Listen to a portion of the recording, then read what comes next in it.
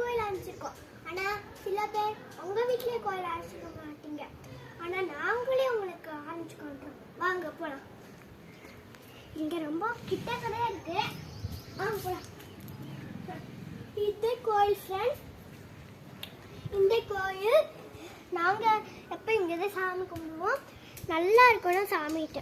இந்த குழி எதுக்குன்னா சில பேர் கோயிலில் இந்த காசை போடுவாங்க, அதுக்கு தான் வச்சுருக்கோம். ஆனால் இதில் கொசுலாம் நிறையா தெரியும்னா யாருமே போட மாட்டேங்கிறாங்க.